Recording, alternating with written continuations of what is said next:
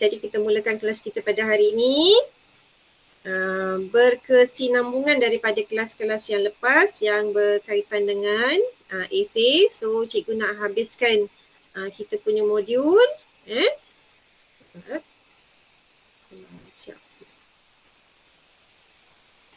Okay, modul apa? Modul mantapkan esei. Cikgu harap ianya dapat membantu pelajar. Okey, jadi kelas yang sebelum ni kita dah pun belajar cara buat ayat pendahuluan. Okey.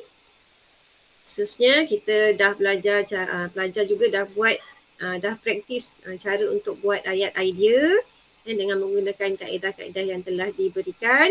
So hari ni cikgu nak tunjukkan dua perkara iaitu ayat huraian, bagaimana cara kita nak tulis ayat huraian yang baik dan juga ayat kesimpulan yang baik.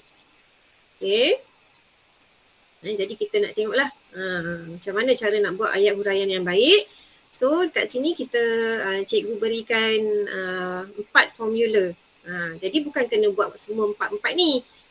Nanti bila cikgu dah jelaskan setiap satu macam mana cara nak tulis, pelajar bolehlah pilih sama ada nak guna kaedah ataupun formula yang pertama ni, ataupun formula yang kedua, formula yang ketiga ataupun formula yang keempat.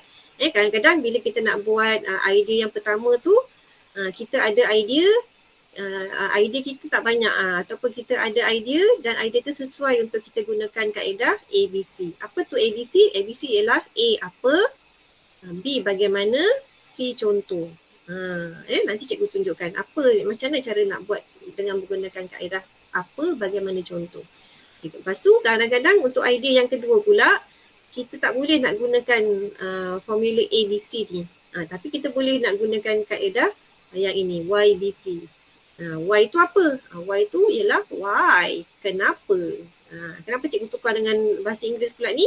Sebab senang nak bunyikan Y dengan nak ejek. Kalau kenapa panjang sangat pula, kenapa nak huruf K, tak best lah kan? So cikgu tukar dengan huruf Y. Okay, Y tu kenapa? YBC. Ataupun ada masanya pelajar tak ada idea sangat tapi pelajar tahu cerita tentang idea tu. Maklumat tu nak huraikan fakta tu mungkin kurang, kurang maklumat tentang idea tu, tetapi pelajar tahu apa sebenarnya cerita tentang idea tu. Jadi kat sini boleh letak contoh. Y tu apa cerita tentang idea tu, and then C tu Y tu kenapalah. Kenapa tu biasanya sebab. Kenapa tu macam mana? Sebab macam tu. Okay, C tu contoh. Contoh untuk sebab tu tadi. Okay, dan YCC. Kenapa contoh. Okay, jadi boleh pilih ni mana-mana ikut keadaan situasi pelajar semasa menulis huraian. Ini sebenarnya kaedah yang cikgu nak tunjukkan lah. Supaya nanti dalam masa yang sama pelajar boleh dapat banyak markah untuk huraian. Okey, jadi cikgu masih lagi menggunakan soalan yang sama supaya nanti bila kita combinekan semua sekali hasil jawapan pelajar, akhirnya jadilah satu esei yang baik. Okey, sebelum ni kita dah pun pelajar dah pun buatkan ayat pendahuluannya. Okey, ini ayat pendahuluan untuk soalan tadi dengan menggunakan kaedah isu dan kehendak soalan. Okay, jadi pendahuluan. Keseimbangan ekologi dunia semakin terancam. Itu isu dalam soalan ni tadi tentang ekologi dunia. Okay, and then kehendak soalannya, terdapat berbagai faktor dan kesan akibat daripada kegiatan tidak kekal manusia. So, kehendak soalannya ialah berbagai faktor dan kesan itu. Jadi ini untuk ayat pendahuluan. Kan nampak lebih bila kita buat sesuatu tu dengan secara terancang, dengan gunakan formula yang cikgu beri tu, kita dapat baca ayat tu dengan, kita nampaklah ayat tu macam orangnya tu berpengetahuan. Boleh buat ayat dengan rapi, cantik, macam tu. Okey, seterusnya disambung. Ini pendahuluan, lepas tu kan kita akan pergi ke perenggan pertama idea kita kan. Jadi kita sambut dengan ayat idea kita yang pertama. Okey, ingat untuk ayat idea yang pertama kita gunakan kaedah ini. Isu, lepas tu ada kehendak soalan, lepas tu barulah kita letakkan idea yang kita nak tulis dalam perenggan pertama tu. Dalam perenggan pertama je mesti ada isu kat depan. Okey, macam mana nak tulis? Macam ni isu. keseimbangan ekologi dunia yang semakin terancam. Ni tadi kan isu tadi kat sini. Kita ambil, kita tulis kat sini pula. Keseimbangan ekologi dunia yang semakin terancam disebabkan oleh pelbagai faktor perbuatan manusia sendiri. Itu kehendak soalannya. Antara faktor berkaitan perkara ini berlaku ialah pembelakan yang tidak terkawal. So ini ideanya. Idea dia kat sini. Okay, nampak jadi kenapa kena ada isu kat depan tu? Sebab kita nak sambung daripada pendahuluan bawa pergi ke ayat idea yang pertama. Jadi nampaklah ada dia punya kita panggil sambungan dia tu daripada ayat pendahuluan sampai ke perenggan yang pertama. Okay. Kalau pelajar tengok kat sini, pelbagai faktor perbuatan manusia. Nampak tak? Kita ambil daripada pendahuluan juga. Masukkan dekat sini sikit. Lepas tu barulah letak idea yang kita nak tulis. Ini cikgu cerita kalau pelajar dah ada idea dan sekarang kita nak tulis kita punya jawapan. Cikgu ajar modul ni adalah cara macam mana kita nak tulis jawapan kita. Idea tu pelajar dah tulis dah dulu awal-awal. Sekarang cara nak tulis. Okay. Sebab kadang-kadang ada idea tapi bila tulis karangan tu, bila tulis esei tu tak lengkap ataupun tidak terancang, menyebabkan markah pun jadi kurang. Walaupun idea ni betul tapi markah jadi kurang. Sekarang ni cikgu nak ajar macam nak dapat markah yang lebih baik. Sebabkan dah ada idea yang bagus tadi. Okay, sekarang kita dah ada ayat, kita dah ada pendahuluan, dah ada idea. Ayat idea kita dah buat. Lepas buat ayat idea, kita akan buat ayat huraian. Okay, jadi ini ialah ayat huraian kita.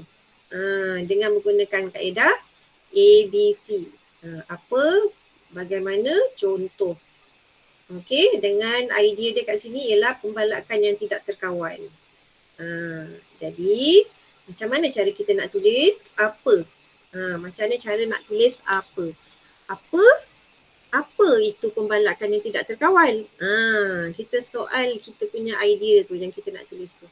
Apa itu pembalakan tidak terkawal? Pembalakan tidak terkawal ialah kegiatan manusia yang melakukan pembalakan haram tanpa kawalan dan akan menjejaskan keindahan alam sekitar. Nampak tak? Bila kita tanya, kita ada idea tu kita bagi soalan. Apa? Lepas tu kita jawab balik. Apa tu pembalakan tak terkawal? Pembalakan tak terkawal ialah kegiatan manusia yang melakukan pembalakan. Boleh faham tak macam mana cara nak tulis apa tu? Okay, yang kedua, bagaimana? Kita sambung je daripada ayat pertama, lepas tu kita sambung dengan ayat yang kedua dengan persoalan bagaimana. Pembalakan tidak terkawal, bagaimana pembalakan tidak terkawal ni boleh, apa tadi isu kita tadi? Boleh mengganggu keseimbangan ekologi dunia yang semakin terancam. Bagaimana dia boleh mengganggu? Apabila, bila dia tanyakan tadi bagaimana pembalakan tidak terkawal ni boleh mengganggu keseimbangan ekologi dunia. Apabila pokok-pokok yang berfungsi menyerap air ke dalam bumi dan seterusnya mengalirkan air ke anak sungai dan tasik semakin berkurangan. Nampak tak dia punya cara kita buat ayat tu? Sebenarnya semua pelajar tahu dah ni. Apa dia pembalakan, bagaimana, apa fungsi pokok tu. Just kita nak susun dia supaya dia nampak lebih teratur. Dengan bantuan perkataan ini, kita soal apa, bagaimana apabila pokok-pokok ni, pokok yang berfungsi untuk menyerap air ni semakin berkurang. Okey, lepas tu kita bagikan satu contoh. C tu contoh. Okey, contohnya hutan tebal ditebang. Okey, sebagai contoh hutan tebal ditebang, pokok tua dan mudanya oleh pembalak untuk tujuan perkilangan tanpa penanaman semula. Ini contoh apa? Contoh pembalakan tidak terkawal tu. Contoh ni ialah contoh aktiviti pembalakan yang tidak terkawal. Cikgu pasti pelajar memang tahu dah contoh ni, memang banyak maklumat yang pelajar tahu selain daripada yang inilah, nanti idea akan datang pun pelajar mesti tahu. Jadi pelajar boleh tuliskan contoh kat sini. Sebab tu kalau pelajar tengok kat dalam formula cikgu bagi, akhir sekali mesti ada contoh. Tak contoh kadang-kadang boleh membantu menjelaskan idea pelajar. Okay, jadi untuk A, B, C ni boleh faham tak? Ada nak tanya? Faham. Okay, very good. Kaedahnya ialah kita soal dia. Soal idea kita. Pembalakan yang tidak terkawal, apa tu? Pembalakan yang tidak terkawal ialah kegiatan manusia. Bagaimana pembalakan ni boleh menjejaskan keseimbangan ekologi apabila pokok-pokok ni semakin berkurangan. Contoh? Sebagai contoh pembalakan yang tidak terkawal ni, sebagai contoh hutan tebal ditebang. Okay? Jadi nampak kita buat kita punya huraian tu secara tersusun aja, teratur. Kalau macam ni, kalau cikgu yang tanda lah, cikgu akan bagi markah 2 markah, full marks 2 markah untuk huraian. Idea tadi dah full marks ni, 2 markah, ni pun 2 markah. Dah dapat markah penuh 4 kat dalam satu paragraf. Sebab bila baca tu faham aja, terus tersusun. Okey, itu tadi idea yang pertama tentang membalakkan. Okay, faktor kedua pula. Faktor kedua, kehijauan dan keindahan alam sekitar semakin terancam. Sebab apa? Adalah aktiviti perlombongan. So aktiviti perlombongan juga boleh menyebabkan kehijauan dan keindahan alam terancam. Jadi macam mana cara kita nak buatkan ayat huraiannya? Okey, kali ni cikgu tak ada idea untuk buat persoalan apa, tapi cikgu ada idea, ada maklumat macam mana untuk tulis why. Kenapa aktiviti pembalakan ni boleh? Kenapa pembalakan pula? Kenapa aktiviti perlombongan ni boleh menjejaskan ekologi tadi tu? Kenapa? Why? Sebab aktiviti perlombongan yang tidak mengikut piawaian yang ditetapkan akan memberikan kesan negatif kepada ekosistem alam sekitar. Ini kan lain sikit. Kalau yang apa tadi, dia bagi macam definisi untuk pembalakan tak terkawal tu. Dia bagi definisi. Tapi kalau yang ini, why, dia lebih kepada kita nak jawab tu. Sebab kenapa aktiviti perlombongan, dia tanya why kan, kenapa aktiviti perlombongan ni boleh menjejaskan ekologi dunia? Sebab aktiviti perlombongan yang tidak mengikut piawaian yang ditetapkan akan memberikan kesan negatif kepada ekosistem alam sekitar. Dia jawab sebab. Okay? Yang bagaimana tadi sama macam tadi. Bagaimana aktiviti perlombongan ni boleh menjejaskan ekosistem? Apabila sistem perlombongan, kuari, biji besi mengeluarkan habuk dan menyebabkan pencemaran udara yang menjejaskan kualiti udara dan alam sekitar. Ini dia bagi tahu situasi dia. Jadi kalau pelajar tahu situasi isu tu, macam mana ia berlaku, boleh gunakan kaedah bagaimana. Okey, lepas tu contoh. Pelajar mesti tahu apa yang ada dekat kawasan perlombongan kan. Jadi pelajar boleh bagi contoh.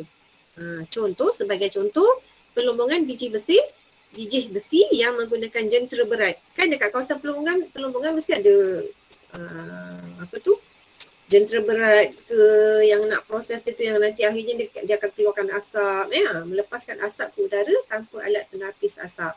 Jadi dia akan mencemarkan udara. Itulah dia. Dia bagi contoh dan ada kesimpulan. Ini menunjukkan, kalau contoh ni menunjukkan yang pelajar tahu apa yang berlaku dekat kawasan perlombongan tu. Okey? Jadi ini contoh untuk menggunakan perkataan why tadi. Sebab aktiviti perlombongan boleh menjejaskan ekosistem. Kenapa? Sebab aktiviti perlombongan yang tidak mengikut, dia bagi persoalan macam tu. Boleh pelajar? Okay, setakat ni untuk penggunaan perkataan why ni. Boleh ada apa-apa nak tanya tak?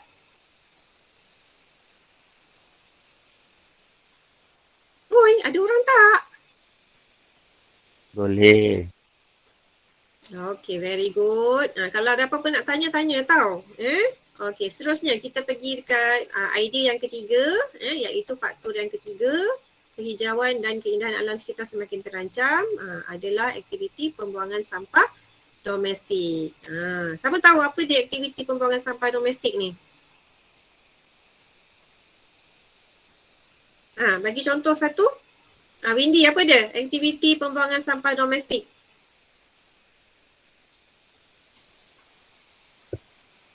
Sistem makanan. Sistem makanan. Yang kita selalu kat rumah-rumah ni, kan kita lepas semua sampah-sampah kita buang masuk tong sampah kan? Itu sampah domestik lah. Domestik tu maksudnya tempatan lah kat kawasan rumah kita. Okay, jadi kita bayangkan aktiviti pembuangan sampah domestik ni ialah sampah-sampah yang kita dah buang dekat tong sampah rumah kita tu, nanti ada lori datang. Lori datang ambil dan dia akan buang satu tempat. Kat tempat pusat pelupusan sampah. Jadi itu yang boleh menyebabkan alam sekitar terancam. Kalau kat rumah je, rumah kita je, dia sikit, tak ada masalah. Tapi bila dah kumpul banyak-banyak dekat satu tempat pelupusan sampah, dia akan menjadikan banyaklah sampah domestik tu yang banyak. Jadi dia akan menjejaskan keindahan alam sekitar tu. So kita nak tengok bagaimana cara nak buat huraiannya. Dari mana bunyi ni Ada dengar bunyi apa-apa tak? Daripada speaker cikgu tu. Rasa dah tutup dah semua.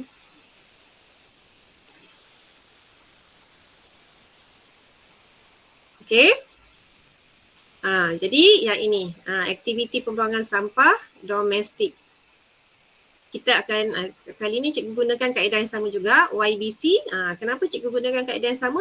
Sebab cikgu cuma cikgu punya idea boleh gunakan kaedah formula ni je.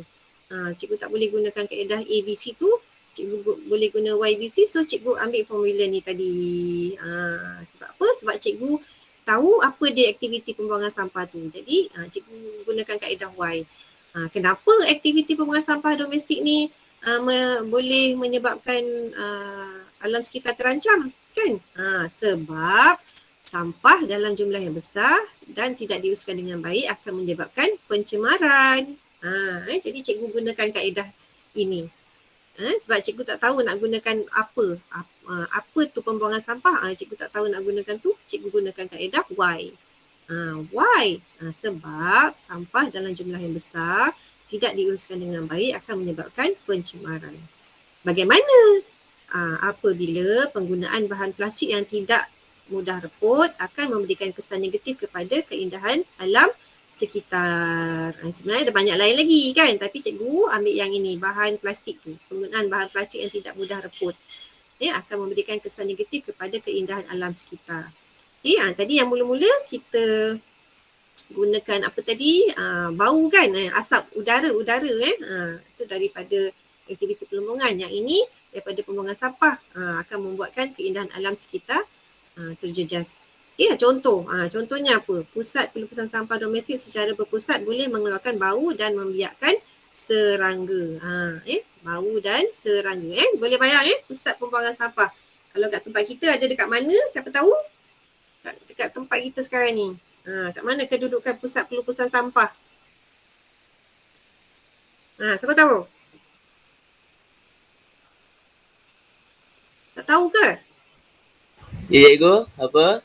Pusat pelupusan sampah. Kat mana kalau dekat Keluang ni? Dekat area Sempang kot. Kot lah. Tak tahulah betul ke tak. Pernah tengok ke? Pernah tengok dia jauh lah sebab dia dalam sawit. Ya, betul, tepat sekali. Maknanya tidak salah lah apa yang awak nampak tu. Pandai. Alhamdulillah, benar lagi kan jitu. Ya, gitu. Alright. Okay, jadi kita teruskan. Ayat idea yang keempat. Tadi soalan dia kan dia minta 2. Semakin terancam tu kenapa? Apa faktor dia? And then memberikan kesan kepada ekologi dunia. So sekarang kita nak jawab kesan dia pula. So kesan kepada keseimbangan ekologi dunia, apa dia? Adalah habitat flora dan fauna terjejas. Flora ni apa? Oh, flora. Apa tu flora? Flora apa? Oh, flora. Siapa tahu flora tu apa? Ha? Haiwan kot. Apa Tahu? Loshi? Apa Loshi? Tumbuh-tumbuhan. Ya, pandai. Kalau flora tu tumbuh-tumbuhan, fauna ni apa? Binatang. Haiwan. Haiwan. Sama kot rasanya. Animal ego, animal. Yes, animal lebih sopan Okey, jadi habitat flora dan fauna akan terancam, terjejas. Jadi bagaimana cara kita nak buatkan huraiannya? So idenya kamu dah faham. Jadi kamu nak buat huraian, nak terangkan kat orang ni. Macam mana nak terangkan? Jadi gunakan apa maklumat yang kamu ada. Flora dan fauna. Terjejas, terancam. Maksudnya pokok dan haiwan akan habitatnya, tempat tinggalnya akan terancam. Bila aktiviti yang tadi kita sebut tu, pelombongan, pembuangan sampah, apa lagi pembalakan tadi tu, boleh mengancam ke habitat ni, tempat tinggal flora dan fauna. So kita nak jelaskan ni dalam huraian. Okey, habitat flora dan fauna terjejas. Kenapa? Why? Sebab kemusnahan habitat semula jadi boleh menyebabkan kepupusan sebahagian spesies tumbuhan dan haiwan. Kita jawab kat situ. Kenapa? Kenapa habitat flora dan fauna ni boleh terkesan daripada aktiviti manusia tadi tu?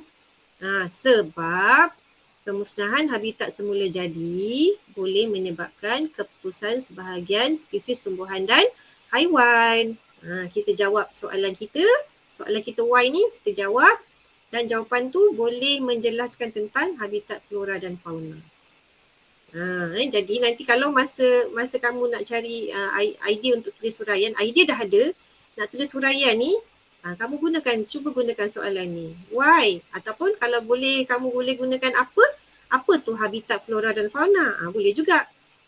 Cakaplah habitat flora dan fauna, tempat tinggal tumbuh-tumbuhan dan haiwan yang ada dekat mana? Dekat hutan ke, dekat kawasan-kawasan yang ni, pun boleh juga. Tapi kat sini cikgu ada idea tentang why. So cikgu pun pilihlah why. Sebab cikgu nak tunjukkan ni macam mana cara nak tulis YYC. Okey, jadi Y yang pertama, sebab kemusnahan habitat semula jadi boleh menyebabkan kepupusan sebahagian spesies tumbuh-tumbuhan dan haiwan. Okey, boleh dengar tak suara cikgu? Boleh cikgu. Ada dengar suara cikgu tak? Boleh cikgu. Boleh. Okay, kalau cikgu tutup ni, boleh tak dengar suara cikgu? Cuba cakap. Dengar cikgu. Okey, maksudnya cikgu kena slowkan sikit volume. Okey, seterusnya. Okey, Y yang kedua. Kepupusan spesies haiwan. Why? Yang atas tadi dah Y lagi sekali. Why? Kepupusan spesies haiwan boleh menjejaskan rantaian makanan dan seterusnya memberi kesan buruk kepada keseimbangan. Kita punya jawapan ni, kita bagikan jawapan sebab. Sebab kepupusan spesies haiwan boleh, tadi kan dia dah cakap habitat semula jadi sebab habitat flora dan fauna terjejas. Sebab bila habitat terjejas, haiwan akan pupus. Jadi soalan lagi sekali, habitat flora dan fauna terjejas sebab bila kepupusan spesies haiwan boleh terjejas, makanan akan menjejaskan rantaian makanan dan seterusnya akan memberi kesan buruk kepada keseimbangan ekologi dunia. Okey, jadi dia dua-dua ini, kalau kamu perasan, Y yang pertama dia menjelaskan tentang habitat. Habitat semula jadi akan menyebabkan kepupusan. Sebab yang kedua, Y yang kedua, bila habitat pupus, rantaian makanan akan terjejas, ekologi dunia akan terancam. Okey, jadi kalau kamu perasan dekat Y yang kedua, dia cerita tentang rantaian makanan. Dekat Y yang pertama, dia cerita tentang habitat yang akan menyebabkan kepupusan. Jadi walaupun dia ada dua Y kat sini, tetapi dia cerita tentang perkara yang berbeza. Okey, yang pertama dia cerita tentang kalau habitat flora dan fauna terjejas akan menyebabkan kepupusan. Yang kedua, habitat flora dan fauna terjejas sebab dia akan menyebabkan rantaian makanan akan terjejas dan menyebabkan keseimbangan ekologi dunia juga terjejas. Okey, jadi dia berbeza. Sebab tu kita boleh guna why kalau kita nak jelaskan ada banyak kesan selain daripada berkaitan dengan habitat, tapi dia ada ada relation lah antara yang pertama dan kedua tu. Okey, nak lebih jelaskan lagi kita bagi contoh. Contohnya monyet yang kehilangan sumber makanan dan tempat tinggal akibat hutan yang diteroka oleh tujuan pembangunan. Nanti kita nampak kat sini. Monyet ni lah fauna kan. Okey, bila berlaku macam dekat-dekat dengan kawasan sekolah kita tu. Perasan tak? Kan ada pokok-pokok sebelah sekolah tu, sebelah library tu. Ingat? Siapa ingat kawan baik dia kat situ? Raja ingat? Kalas? Aduh, Kalas dekat mana ni? Okey? dah slow. Okey, lain slow. Tak apa. Okey.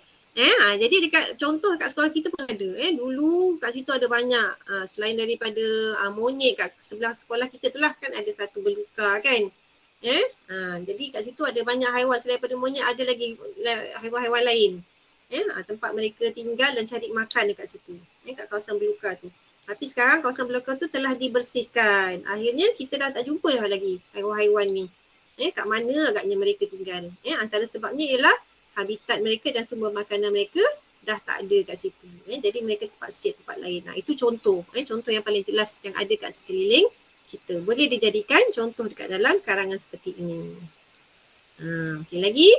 Okey, idea yang kelima. Kesan kepada keseimbangan ekologi dunia adalah bencana alam. Okey. Yang ini cikgu gunakan kaedah YCC. Tadi YYC, why. Kali ni cikgu tak ada banyak maklumat tentang bencana alam ni. Cikgu ada sikit je tapi cikgu tahulah apa tu bencana alam dan apa yang jadi dengan bencana alam tu. So cikgu gunakan YCC. Cikgu bagikan 2 kali contoh kat sini. Tapi contoh yang berbeza kalau pelajar lihat. Jadi yang pertama tu kita gunakan Y sebab kita kena juga berikan maklumat tentang idea kita. Tadi kan idea kita cakap kesannya ialah bencana alam. Kalau ekologi dunia tu terancam akan memberi kesan iaitu kesannya ialah bencana alam. So kita bagi soalan. Kenapa? Why? Sebab bencana alam boleh berlaku berikutan aktiviti manusia yang tidak terkawal sehingga keseimbangan ekologi terganggu. Dia nak bagi tahu sebab bencana alam ni boleh berlaku kalau aktiviti manusia tak terkawal. Okey, lepas tu contohnya bencana alam. Apa tu contoh bencana alam? Tanah runtuh, kebakaran hutan, banjir boleh berlaku. Disebabkan oleh aktiviti manusia ni boleh berlaku perkara-perkara ni. Itu contoh. Itu pun maklumat lah. Maksudnya pelajar tahulah bencana alam tu apa yang disebabkan oleh aktiviti manusia ni. Ini dia tanah runtuh. Okey, sebab apa tanah runtuh tadi pembalakan hutan. Kebakaran hutan. Kadang-kadang bila dah pembalakan hutan, dia bakar kayu-kayu tu, tiba-tiba berlaku kebakaran yang besar-besaran. Okay. And then banjir. Daripada banjir ni sebab hutan yang telah digondolkan tadi tu berlakulah banjir sebab dah tak ada pokok. Sebab tadi kita tahu pokok tu dia boleh serap air-air kan. Tapi bila tak ada pokok dah tak boleh serap jadilah banjir. Tu maksudnya pelajar tahu kat sini. Kita bagi contoh lain supaya lebih jelas kita punya huraian ni. Kesan kemusnahan tempat tinggal. Penyebaran penyakit berjangkit. Kesannya kemusnahan tempat tinggal, penyebaran penyakit berjangkit boleh berlaku apabila daripada bencana alam ni boleh berlaku perkara-perkara ni. Lepas tu seperti kejadian tanah runtuh di kawasan. Okey, ini contoh kejadian sebenar. Kalau pelajar tahu, pelajar boleh tuliskan contoh kejadian sebenar.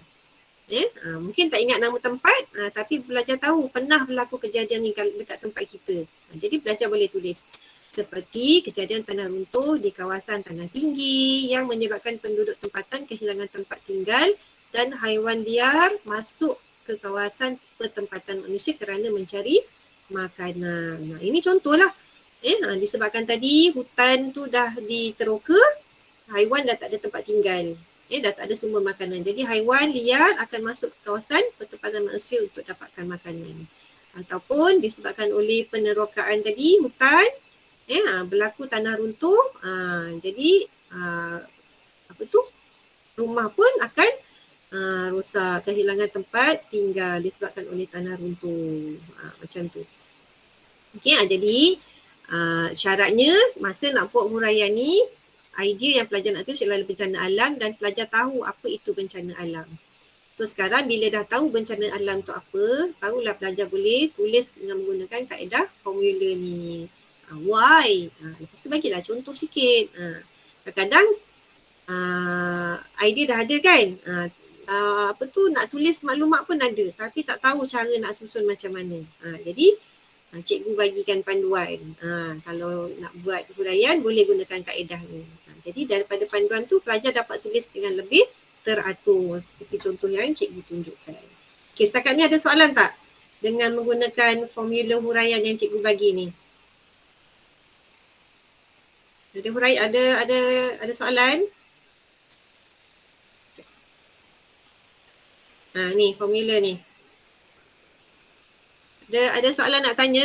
Setakat ni apa bagi soalan? Apa itu pembalakan? Kan nanti ialah. Kalau B bagaimana? Apa bila? Kalau Y, why? Kenapa? Sebab. Idea tu dah ada dah. Lepas tu kita bagi soalan. Kenapa dia boleh menyebabkan ekologi dunia terancam? Sebab kita kaitkan. Okey, jadi kalau masa nak buat esei tu, boleh je soalkan diri. Kenapa? Tulis. Kan? Yang penting kamu dapat markah lebih. Tak kisahlah orang nak cakap apa kan. Okay, setakat ni ada soalan? Berkaitan dengan ayat huraian ni, nak tulis? Tak ada, Cikgu. Ada. Okay, belum cuba tulis, belum tahu. Tak apa, nanti dah tahu cikgu dah bagi tugasan, baru kamu cuba buat. Nanti kalau ada masalah boleh tanya. Okey, seterusnya dah selesai ayat huraian. Cikgu terus sambung dengan ayat kesimpulan sebab nanti kita akan cuba buat satu esei lengkap daripada apa yang kita dah belajar. Maksudnya kita dah tamatlah kita punya ni nanti. Okey, kita akan pergi terus kepada ayat kesimpulan. Okay, untuk ayat kesimpulan pun cikgu cadangkan 4 jenis formula. Jadi dalam 4 jenis ni pelajar boleh pilih mana-mana kaedah. Mana-mana formula. Pilihan yang pertama boleh, 2 boleh, 3 boleh. Mana-mana yang senang untuk pelajar. Tiba-tiba waktu buat esei tu ada idea nak buat kaedah yang pertama ni. Boleh. Ataupun tiba-tiba alamak susahnya nak fikir kan. Terus ambil isu kesan. Sebab dalam soalan ni tadi pun ada kesan kan. Boleh je. Ataupun nak buat yang ni harapan. Ataupun nak buat cadangan. Boleh, tak ada masalah. Cikgu just bagikan cadangan 4 pilihan ni. Boleh pilih salah satu untuk tulis nanti. Okay, so kita tengok macam mana kita nak gunakan. Masih lagi menggunakan soalan yang sama. Okey, dengan kaedah yang pertama ni, pilihan yang pertama, formula yang pertama iaitu isu dan cadangan. Macam mana cara kita nak gunakan formula ni? Okey, isu tadi dekat dalam soalan. Keseimbangan ekologi dunia semakin terancam disebabkan oleh berbagai faktor. Nampak tak? Kita salin aja daripada pendahuluan kita. Salin, masukkan kat sini. Okay, lepas tu tambahlah sikit cadangan. Pelbagai usaha boleh diambil bagi memastikan ekosistem tidak terancam. Simple aja. Usaha ni langkah-langkah tak ada dalam soalan. Dalam soalan kita tadi ialah faktor dan kesan. Jadi kita ambil yang ini. Cadangan tu ialah langkah-langkah lah. Apa yang patut kita buat. Jadi itu usaha. Berbagai usaha boleh diambil. Jadi simple. Kalau nanti masa nak buat penutup tak ada idea, ambil isu soalan tu. Okay. Lepas tu tambahkan sikit dengan ini, cadangan ni, pelbagai usaha. Yang simple lah, ini ayat yang paling simple lah ni, cikgu dah bagi contoh ni. Nanti pelajar boleh cuba guna kaedah ni. Ataupun pelajar ada idea lain, masih lagi isu lagi kat depan. Okay, salin lagi isu tu. Okay, kemudian tambah sikit lagi. Kesan. Tindakan manusia yang tidak bertanggungjawab boleh mengakibatkan generasi akan datang hilang sumber semula jadi. Yang ini kalau pelajar ada idea lain yang lebih, so boleh tambahkan kat sini. Tapi kesan ini kesan secara umum lah. Bukan kesan dekat dalam kita punya jawapan tadi. Kesan secara umum. Nampak tak? Generasi akan datang tu umum akan datang yang kita boleh nampak. Itu pun kesan juga. Okey lagi. Kaedah pilihan yang ketiga, isu atau harapan. Apa harapan kamu untuk masa akan datang? Isunya tetap sama, tapi kita tukar dekat harapan tu, kerjasama daripada berbagai pihak dalam mengatasi keseimbangan ini diharap berterusan. Okay, ini harapan kita lah. Diharap berterusan dan mampu menjamin kehidupan lebih harmoni dan lestari. Ini harapan kita supaya nanti daripada kerjasama semua pihak ni membantu menjamin kehidupan yang lebih harmoni dan lestari.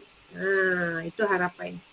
Kalau tak ada idea nak tulis ni, guna je kaedah yang tadi ni, senang. Ataupun kaedah yang ini, lagi senang, simple. Okay, ada satu lagi. Yang terakhir, cadangan dan harapan. Pilihan yang terakhir 4. Ataupun nak gunakan kaedah ini. Okay, cadangan.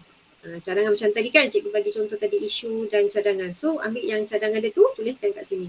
Berbagai usaha boleh diambil bagi memastikan ekosistem tidak terancam. Lepas tu kita ambil harapan yang tadi. Kerjasama daripada berbagai pihak dalam mengatasi isu ini diharap berterusan dan mampu menjamin kehidupan lebih harmoni. Maksudnya, berbagai cara pelajar boleh tulis. Kalau nak tulis cadangan, boleh gunakan kaedah ini. Nak tulis cadangan. Ataupun nak tulis harapan, gunakan ini, kerjasama berbagai pihak. Boleh gunakan kaedah ni. Ni cikgu punya cadangan lah. Lepas tu isu, ambil daripada soalan.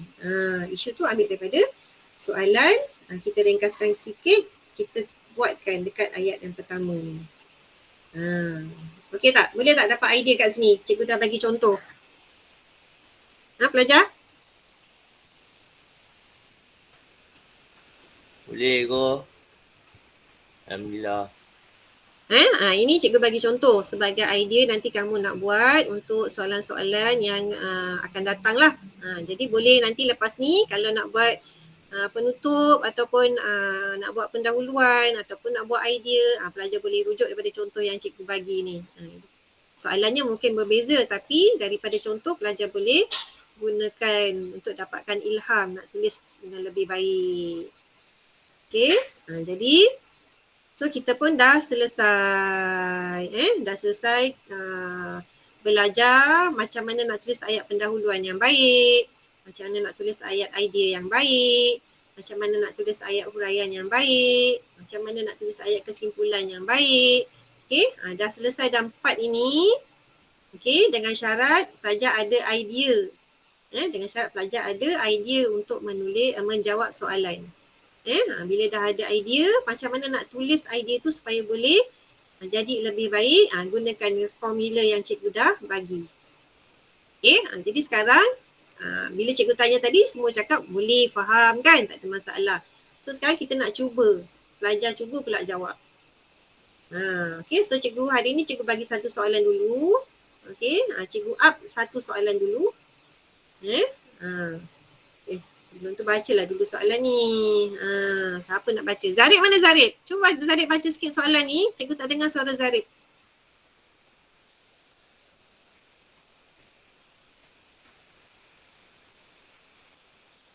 Ada tak Zarib?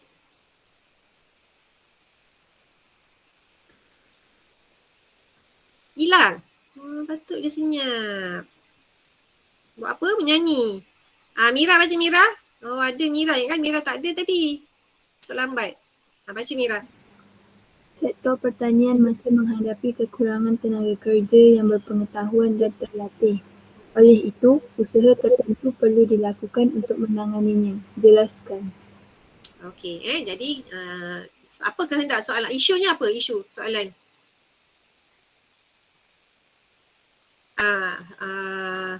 Siapa? Pei-Ching. Apa isu soalan ni? Isu soalan kekurangan tenaga kerja ke? Sektor pertanian masih menghadapi kekurangan tenaga kerja yang berpengetahuan dan terlatih. Oleh itu, usaha tertentu perlu dilakukan. Okey, kekurangan tenaga kerja dekat mana? Sektor pertanian. Jadi fokus dekat sektor pertanian yang kekurangan tenaga kerja. Okey. Lepas tu kita nak tengok langkah seterusnya, kehendak soalan. Apa dia kehendak soalan? Apa kehendak soalan kat sini? Step dia. Mula baca soalan dah baca, lepas tu kita dah kenal pasti isu. Isunya ialah kekurangan tenaga kerja dalam sektor pertanian. Okay, sekarang kita nak kenal pasti ni, kehendak soalan. Apa kehendak soalan dekat sini? Cuba tengok dekat ayat pertama ada kehendak soalan tak? Apa perkataan yang menunjukkan itu ialah kehendak soalan? Ada tak kat sini? Dekat mana? Windy kat mana?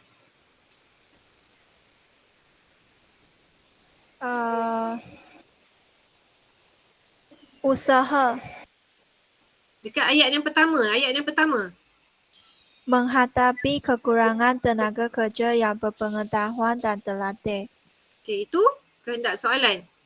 Sebab kekurangan. Okey. Jadi kat ayat yang pertama ni ada ayat ataupun perkataan yang boleh menyebabkan kita tanya. Kenapa? Kat sini masih menghadapi kekurangan tenaga kerja yang berpengetahuan dan terlatih. Masih menghadapi, maksudnya masih. Kenapa masih menghadapi kekurangan? Kan kita boleh bagi soalan, lepas tu kita boleh bagi jawapan. Sebab kenapa menghadapi kekurangan? Sebab kekurangan tu sebab apa? Jadi itu yang pertama, sebab. Okey, dekat dalam ayat yang kedua ada tak kehendak soalan lain? Gan, ada tak dekat dalam ayat yang kedua? Usaha tertentu. Oleh itu usaha tertentu perlu dilakukan untuk menanganinya. Jadi usaha tertentu untuk apa? Usaha tertentu untuk apa? Menyelesaikan kekurangan tenaga kerja yang berpengetahuan dan terlatih. Pandai. Okey, usaha untuk dapatkan sumber tenaga kerja yang berpengetahuan dan terlatih dalam bidang sektor pertanian. Kehendak soalannya yang ini apa tadi? Sebab dan usaha untuk mendapatkan tenaga kerja yang berpengetahuan dan terlatih. Okey, sudah adalah ni. Catat sendiri cikgu tak catat kat sini. Okay, and then format jawapan dia berapa tadi?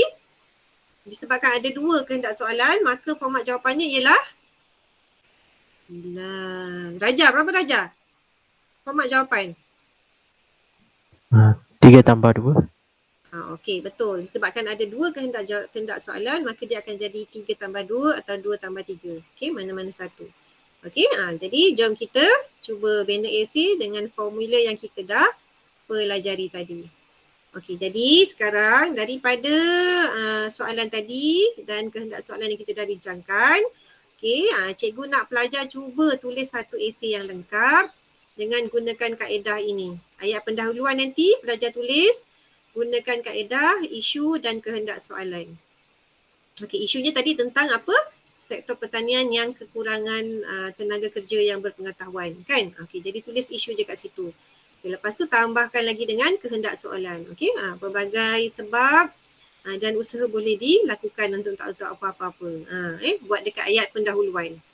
Okay, kemudian dekat ayat idea yang pertama, tulis dengan menggunakan kaedah ini. Isu dengan lepas tu kehendak soalan, lepas tu idea yang pertama apa. Lepas tu dekat idea yang kedua sehingga kelima, pelajar tuliskan dengan kaedah macam ni. Kehendak soalan dia apa?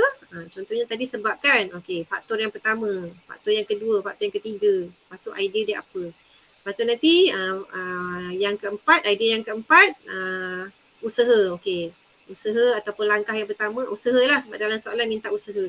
So usaha yang boleh diambil, usaha lain yang boleh diambil.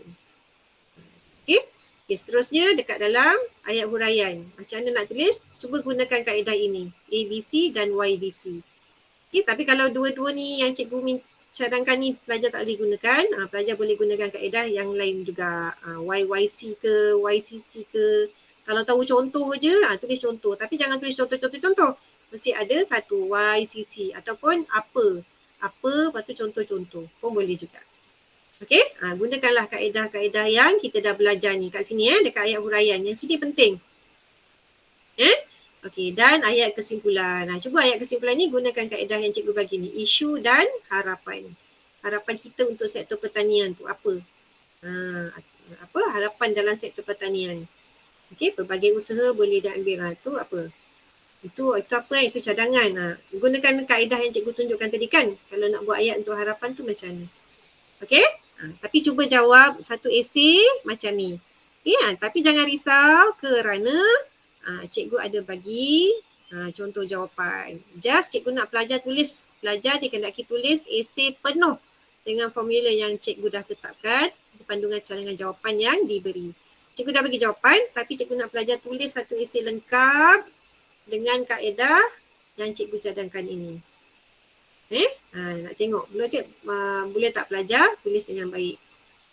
Okey, tapi kalau tengok dekat sini cadangan jawapan dia, dia tak ada bagi contoh. So contoh tu pelajar tolong fikirkan sendiri yang bersesuaian. Kat sini ada jawapan dia lebih daripada 5. Jadi pilihlah 3, 2 kat sini. Okey? Okay, setakat ni ada soalan?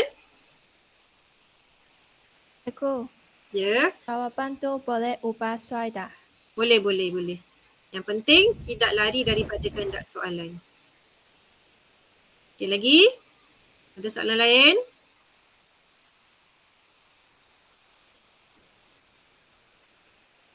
Ada? Tak ada? Okey, ini menunjukkan kita dah tamat untuk kita belajar pada hari ini dan juga kita dah tamat modul kita untuk menulis esei yang lengkap. Modul mantap esei. So lepas ni cikgu akan berikan banyak latihan esei lah.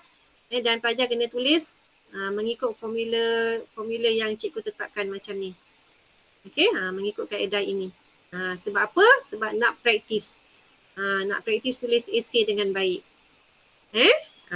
Okey, ini untuk esei. Okey, setakat ni ada soalan?